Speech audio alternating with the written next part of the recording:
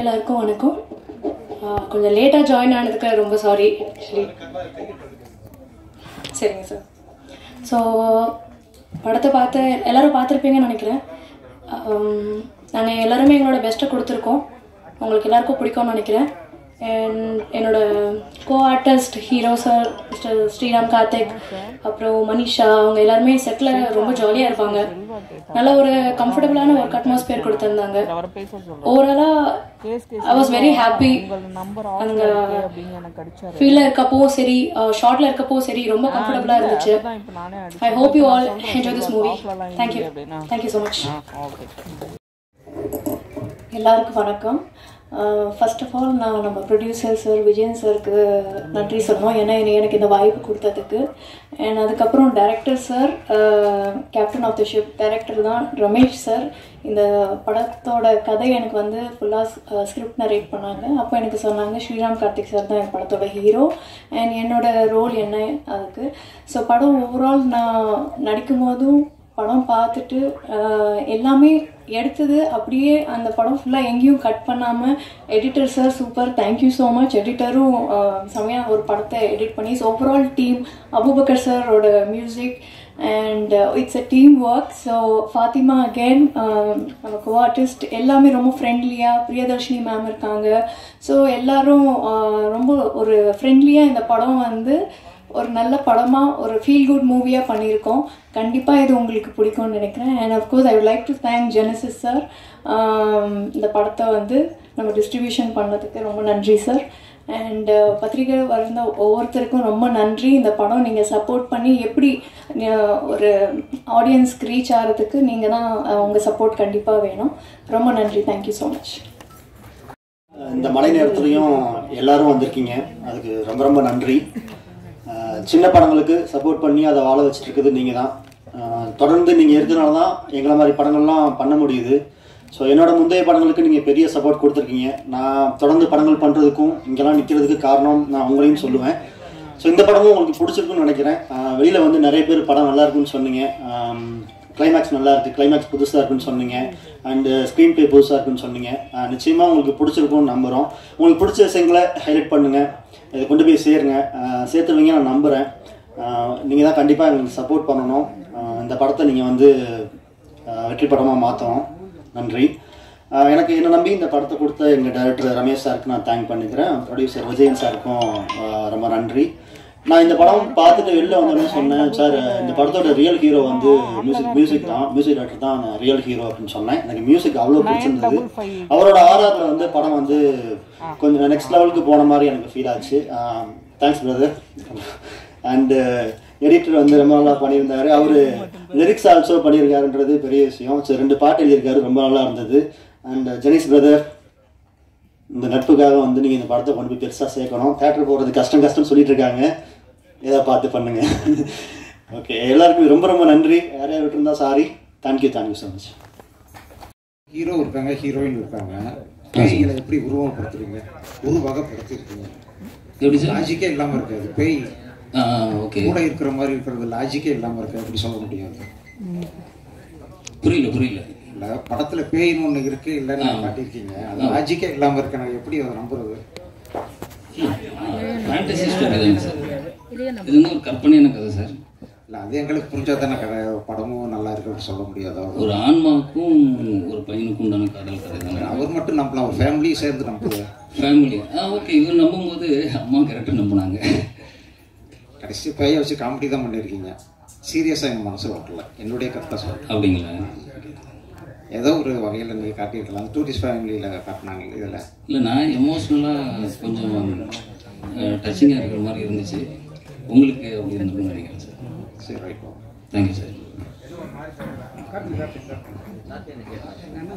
Sir, பேய் அதெல்லாம் ஆவியா அது கூட கல்யாணம் பண்றது அதெல்லாம் கூட கொஞ்சம் வித்தியாசமா யோசிச்சிருக்கீங்க.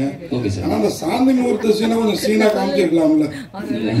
இல்ல, அவர் கேட்டாரு. புரியுது. அந்த மாதிரி விஷயங்கள் சென்சார் ஏதாவது பிளாக்கா காட்டுங்க. ஃபர்ஸ்ட்ல இருந்து விசுவலா காமிக்க கூடாதுன்னு ஒரு இதோடயே பண்ணிருந்தோம். நீங்க மட்டும் மனசளவுல ரசிச்சிருந்தோம், நாங்க ரசிக்க கூடாது. இல்ல, அது கொஞ்சம் இன்ட்ரெஸ்டா இருக்குன்னு வச்சிருக்கோம் சார். இல்லை இன்னும் கொஞ்சம் அதெல்லாம் இருந்திருந்தா இன்னும் கொஞ்சம் இன்ட்ரெஸ்டிங்காக இருந்திருக்கும் என்னோட ஃபீல். அப்புறம் இப்போ அந்த ஆரம்ப சீனில் வெட்டியான்னு சொல்றீங்க, வெட்டியாங்கிற வார்த்தை யூஸ் பண்ணலாமா அந்த மாதிரி ஓப்பனா? ஒரு தடவை தான் வரும்னு நினைக்கிறேன். இல்லை சென்சாரில் அது கேட்கலையா அவங்க? இல்லை கேட்கல சார். இது பண்ணுங்க அது இப்போ அந்த மாதிரி வார்த்தைகள் யூஸ் பண்ணக்கூடாதுன்னு அதான் எதுவும் கேட்கல. நல்லா வித்தியாசமான கற்பனை. சீனா இன்னும் கொஞ்சம் நல்லா பண்ணியிருந்துருக்கலாம் செகண்ட் ஹாஃப்ல. ஓகே. அது மாதிரி அந்த குழந்தை பிறக்கிற வரைக்குமே அவங்க அம்மா நம்புறாங்க அப்படின்றது வந்து இல்லை, அதனாலதான் ரொம்ப கதையை வந்து வெளியில கொண்டு வராம அந்த ஃபேமிலிக்குள்ளேயே மட்டும் சொல்லியிருந்தோம். ரொம்ப நீங்க கேட்குற மாதிரி ஆகிடக்கூடாதுங்கிறதுனால. ஒரு பையங்கிறதுனால அவங்க நம்பிட்டாங்க. 3 ஹீரோயின் இருந்தாங்க. ஆமா. ஆனா நீங்க ஆவி மூலமா குழந்தை பார்த்தது என்னால தாங்க முடியல.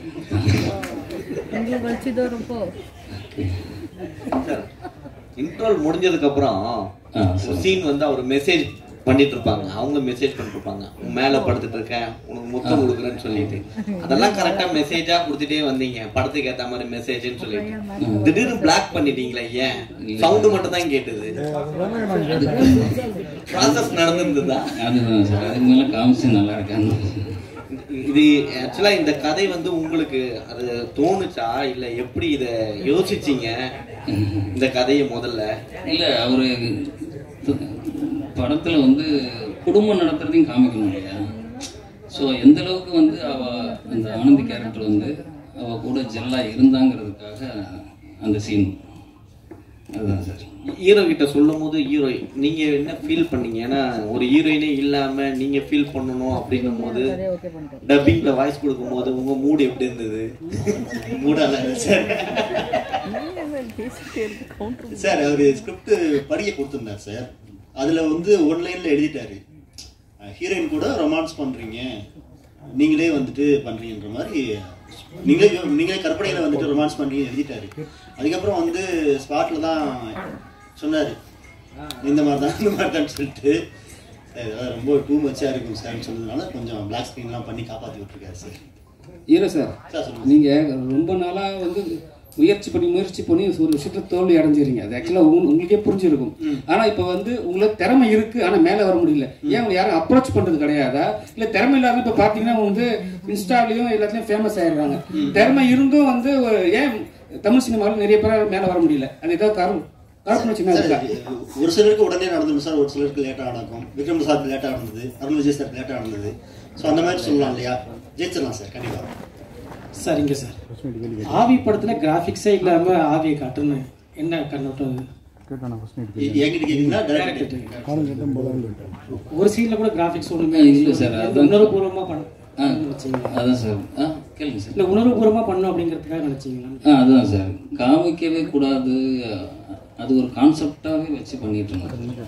அது கிராஃபிக்ஸ்க்கு பட்ஜெட்டுக்காக இல்லை படத்தில் 150 கிளிப்ஸுக்கு மேலே விஎஃப்எக்ஸ் கிளிப் இருக்கு, அதுக்காக பண்ணல. இது ஒரு ஐடியாவை வச்சு பண்ணது, காமிக்க கூடாதுங்கிற ஒரு ஐடியா. அப்புறம் பார்த்தீங்கன்னா ஆவி வந்து 12 மணிக்கு தான் மெசேஜ் பண்ணுங்கிறீங்க. ஆஃபீஸ் போகிற டைம்லேயும் மெசேஜ் பண்ணுறாங்க, அம்மா சமைக்கிற டைம்லையும் பண்ணுறாங்க. அந்த லாஜிக்லாம் அந்த கல்யாணத்துக்கு அப்புறம் எனி டைம் வந்துடுறாங்க சார். ஆமாம், ஃபர்ஸ்ட்ல பார்த்தீங்கன்னா வந்துருக்க மாட்டாங்க. இவங்க கூட லவ் டைமிங்கே இல்லாமல்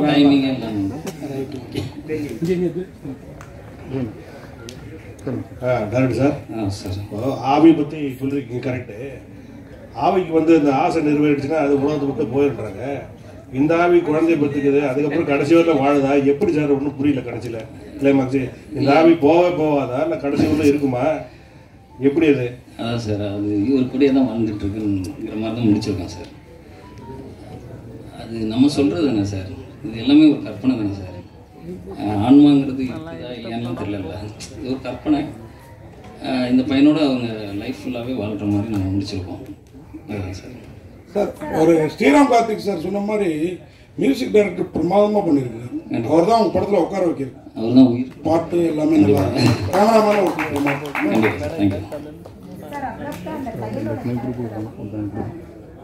இல்லை, அது ஃபினிஷ் பண்ணி தான் அனுப்பிச்சிருக்கோம். இவர் அப்ரோச் பண்ணுவாங்க, கைல் கேரக்டர் வந்து அப்ரோச் பண்ணி பார்ப்பாங்க. இவர் தன்னோட முடிவை சொன்னதுக்கப்புறம் அவங்க போயிடுவாங்க. ஃபினிஷ் பண்ணியிருப்போம்.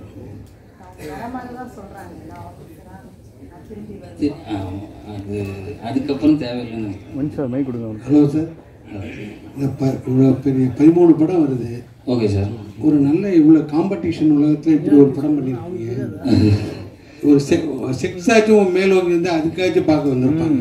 செக்ஸ் மக்களை வந்து முட்டாளாக்குறது, இது வந்து கற்பனை இல்லை, முட்டாளாக்குற மாதிரி இருக்குது. மெசேஜுங்கிறது எல்லாம் நம்பகத்தன்மையே இல்லையே சார். முதல் கொஞ்சமாச்சும் நம்பகத்தன்மை இல்லை சார். செக்ஸ் வந்து வியாபாரமாக இருக்கும்னு எனக்கு தோணலை. கொஞ்சம் சென்டிமெண்ட்டாக பண்ணியிருக்கிறோம், ஃபுல் அண்ட் ஃபுல் லவ் ஸ்டோரியாக பண்ணியிருக்கிறோம். அது சில அபிலாஷ் மகப்பேறு மருத்துவமனை தான் கட்டியிருக்காரு. எது சார்? மகப்பேறு மருத்துவமனை தான் கட்டியிருக்காரு. ஏன்னா இங்க வந்து இப்ப பாத்தீங்கன்னா குழந்தை நிறைய பேருக்கு பிறக்கிறதே இல்லை. அது வந்து ஒரு கட்டத்துக்கு மேல பாத்தீங்கன்னா வாடகை தாயின்னு சொல்லிட்டு ஒரு அடுத்த கட்டத்துல இருக்காங்க, அதை யூஸ் பண்றாங்க. பட் ஆனா இங்க அனாத குழந்தைகள் நிறைய பேர் அனாதாசிரமத்துல இருக்காங்க. சோ அதை நீங்க சொல்லியிருக்கலாம். இல்ல இது எடுக்கிற மாதிரி சொல்லியிருக்கலாமே அப்படின்னு தோணுது. இல்ல அவர் ஹீரோ வந்து என்னன்னா அந்த பொண்ணோட கருவுல இருந்து தன்னோட ஒரு கதையை ஒரு குழந்தைய உருவாக்கணுங்கிறது தான் அவருடைய இதாக இருந்திருக்கும். அதுதான் அவர் ஆனந்தி மேல வச்சிருக்கிற அன்புக்கு இதாக இருக்கும்னு நினைச்சு அவர் பண்ணியிருக்காரு சார். ஹீரோ சார், இந்த கதை காதல் கதையும் கிடையாது, பேய் கதையும் கிடையாது. இந்த டைரக்டர் சொல்லும்போது நிறைய ஹீரோ இருக்கும்போது நம்மகிட்ட வந்திருக்காங்களே இந்த கதையில எப்படி நடிச்சீங்க, அப்படி பேய் இல்லாமலே நடிக்கக்கூடிய அதுவும் அந்த மாதிரி காதல் காட்சி, அந்த ஃபர்ஸ்ட் நைட் காட்சிலாம் எப்படி உங்களால் நடிச்சிருந்தது சார்? கதை கேட்கும்போது ரொம்ப இன்ட்ரெஸ்டிங்காக இருந்துச்சு சார் உண்மையாகவே. அண்ட் அப்புறம் சேலஞ்சிங்காக சார் இருக்கும். யாருமே இல்லாமல் நம்ம நடிக்கணும், பக்கத்தில் இருக்க கூட நடிக்கிறது ஈஸி, யாருமே இல்லாமல் நம்மளே அதை கற்பனை பண்ணிட்டு நடிக்கிறதுன்றது கொஞ்சம் சேலஞ்சிங்காக இருக்குன்னு நினச்சேன். அது எனக்கு இன்ட்ரெஸ்டிங்காக தான் சார் இருந்தது, நல்லா இருந்தது சார் நடிக்கிறதுக்கு.